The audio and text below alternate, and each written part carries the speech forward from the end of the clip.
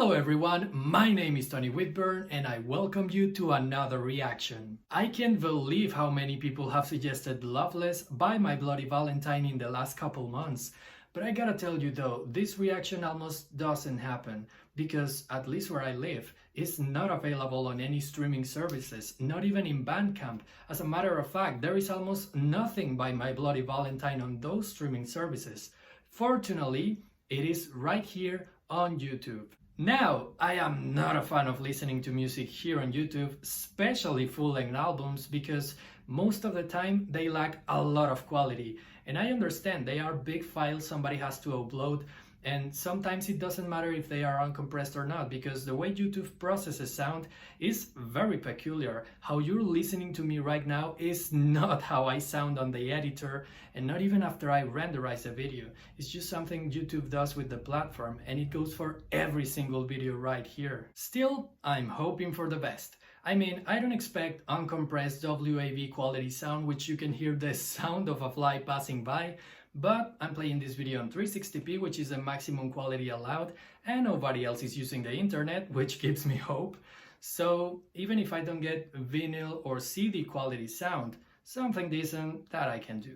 If this is your first time on the channel, and I suspect it is, let me tell you, I love to talk, and I do it over the music, a lot. Why? Because this is a reaction, and that is what it's meant for showing your interaction for the first time with something, and that's what you will see on this video. My commentary on certain parts of the songs, not just staring there blindly, doing nothing while the song is playing like, oh, No mate, music is my main passion, I love it, it's what excites me the most, and if you watch any other of my videos, you'll see it for yourself. Some people like the way I do things, some people don't. Doesn't really matter to me. I like the way I do things. So that's how I do it, and that's how I will keep doing it. Alright, enough talking, let's just finally go for it. So remember to stay up to the end for the review, and I hope you enjoy it.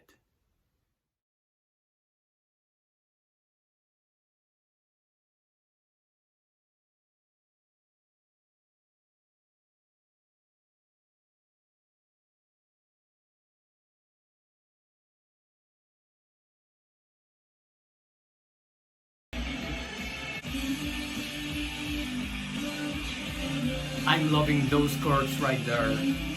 They are so progressive and so natural at the same time. I feel like I'm in an outer space jungle somehow.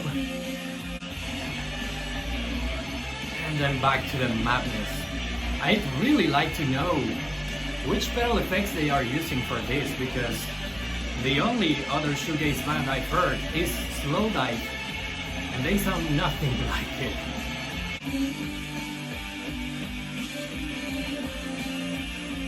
This song seems to have 2 sections only, but what 2 sections?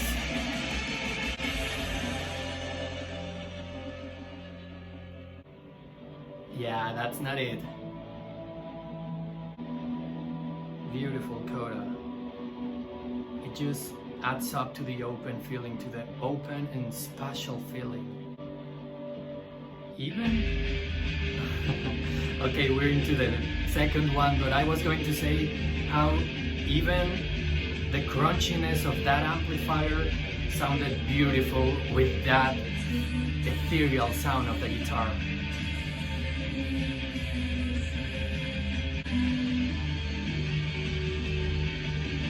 I don't know what they are doing with those guitars, but I'm digging it so much.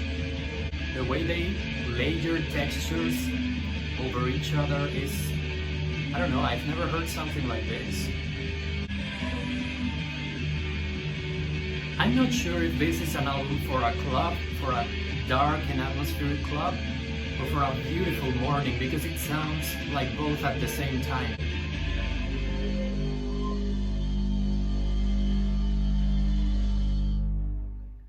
No. Okay, that was all, but what a ride so far. Now it sounds from the Stone Age, but those strings, it's like a movie soundtrack as well. I can't believe it, mate. I can't believe how you can make such beautiful music, even with all that distortion in the background. but it's not unnerving at all, it's just soothing.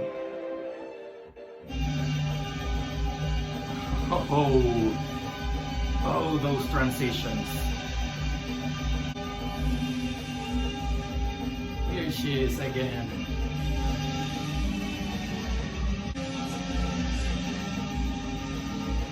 With that atmosphere and the feeling it evokes, I wonder if My Bloody Valentine was an influence on David Lynch to create Twin Peaks. This music would be perfect for the show. My God, every time she sings a note, it's like a wave crashing into your whole body. This is one of those songs that make me forget the notion of time and just be lost in the music, in those notes. You know what? All in all, I'm kinda glad I'm listening to this like the full record in a video, because maybe listening song for song would disrupt the overall experience of listening to this record. It's very obvious the band intended for the listener to listen to this record like this, in a continuum with no interruptions. Which makes me wonder how the vinyl editions of this record would be. Apparently that was a coda and this is the transition. Alright. I didn't notice, but this song has a beautiful and fresh feeling.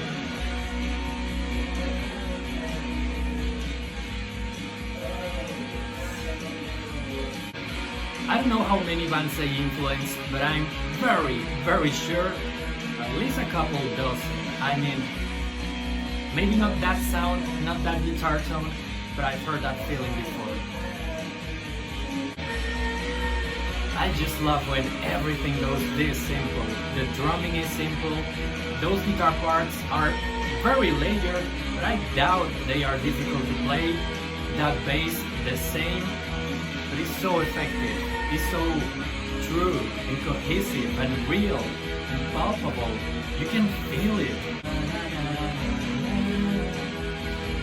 And those motifs.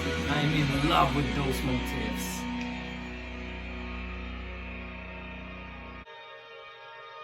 Of course, that beautiful coda. Aha! That's another great motif. But I'm getting house is now vibes here.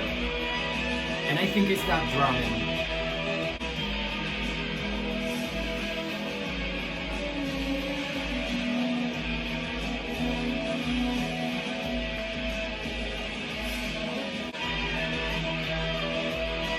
Wait, is that a guitar? Because listening to it closely, I'm not so sure anymore.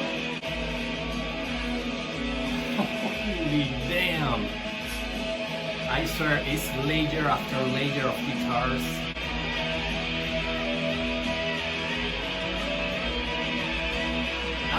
I know this record is already a trip, but man, the amount of drugs people must have done back in the day listening to this. Alright, it's fading out, but I'm pretty sure there will be another transition right here. Just gonna wait for it.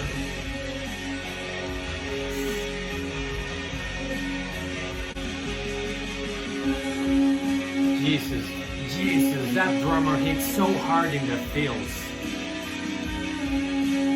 Oh, but she's so smooth. For some reason, these songs remind me to my childhood. I mean, I doubt I ever listened to My Bloody Valentine as a child, but my mother used to listen to Enya a lot, and these songs have a similar vibe to hers. I'm loving that chord change right there. So bright, so beautiful. I know this song is called Coming Alone, but it sounds like the steps of a million people together. Yeah, it does. And there goes another one. Yep. All in all, it was a great decision to listen to this record like this.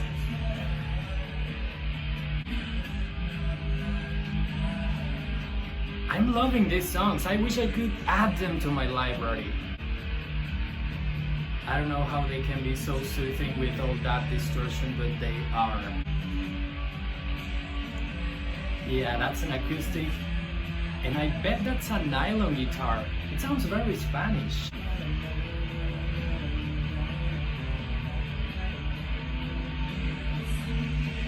I don't know, but this song particularly is perfect for you to come up with new motifs. I mean, I think that's another of the intentions of the band with their songs, for you to add something of your own to them, or at least I like to see it that way. I think closing your eyes while listening to this record enhances the experience a little. Something else is coming, but that was so freaking beautiful. Okay, maybe that was the first time it wasn't a transition there, but I still believe you gotta listen to this record as a whole.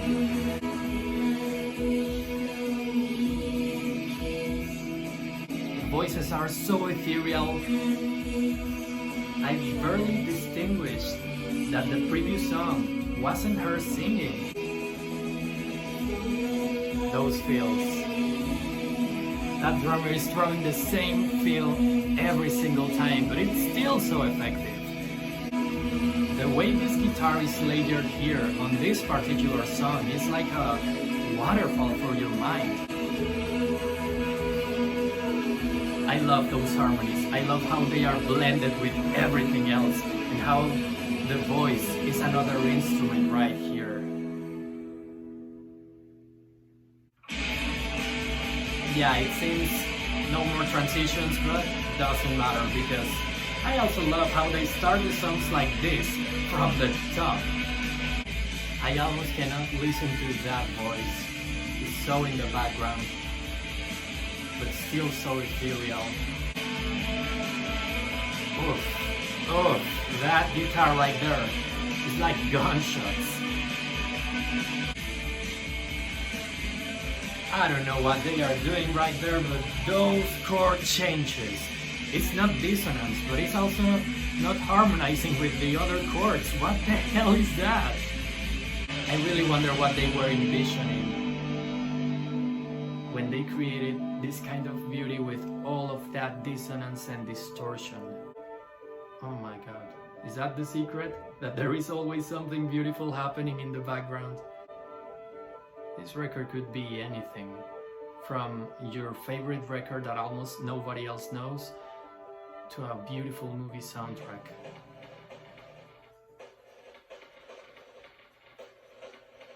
Maybe that's a drummer, but it sounds like sampling to me.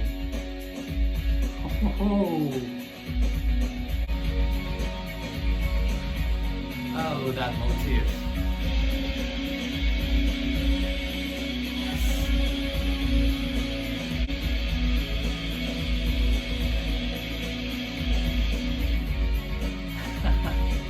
I don't know why this record is called Loveless. They must definitely put their hearts on this music. Every single time that guitar kicks back in. Oh my god. Pure elation. Guitar textures, harmony textures. These songs aren't kissing just because they just don't have a physical body. Some people would call this a madness of sounds and overdubs, but I don't know, to me it's definitely not. The way the band gets away with doing that with so many overdubs, and how they layer everything, how they process everything to make it sound this beautiful and poppy sometimes, because it is very catchy. I haven't heard any other band doing that. So the song faded out, and that was Loveless by My Bloody Valentine, ladies and gentlemen.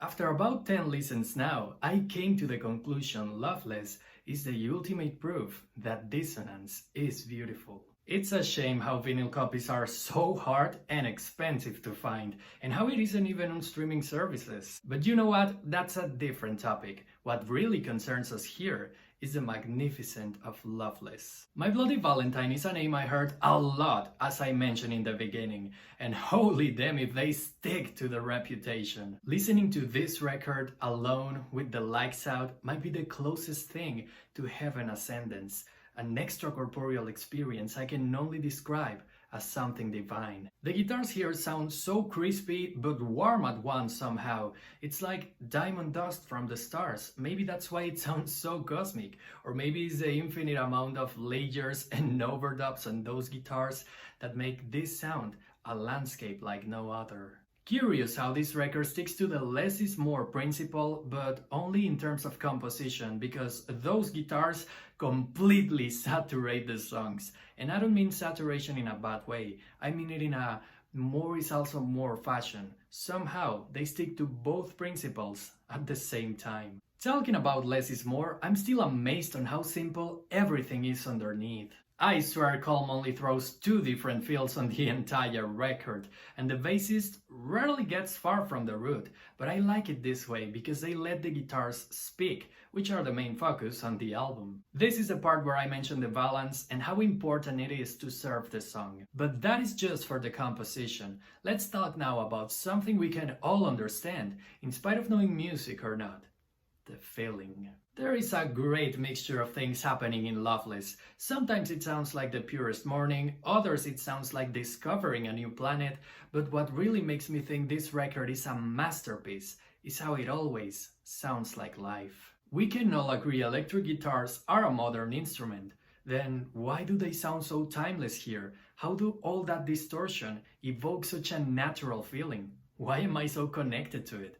I came to the realization Loveless is not made for humans, but for every living creature on this earth. This record will make you remember better times, maybe even have hope for the future, because when it plays, all you can do is live in the present. How many pieces of art offer you a full stop like that? Someday I will visit a place like Twin Peaks, and I will only listen to 2 things there: the Twin Peaks soundtrack itself, and Loveless, which is ironically like falling in love. I really wonder why the band called it like that, because they definitely left their aliveness there, and if that's not an act of pure and greater love, I don't know what is. I truly wish I could listen to it on vinyl, or at least streaming services, because I know here on YouTube I'm missing a lot with the lack of quality. But even if like that is so powerful, how could I describe it when I listen to it properly? In the meantime, let me tell you guys, I would have had 10 out of 11 songs to my library. I like Touch, but I'd be lying if I don't say I like much better the rest of the record. So yeah, I've known it for 2 weeks only, but that's enough for me to know Loveless is one of the greatest records I've ever heard. Tell me, is it also one of the greatest records you've ever heard? Don't forget to leave it in the comments. And that was my reaction/review of Loveless by My Bloody Valentine. If you like what you see, you can always subscribe. Or if you'd like to watch more, you got this playlist where you'll find all of my other reactions. And I think that's all for today. Thank you so much for watching. My name is Tony Whitburn, and I'll see you in the next one.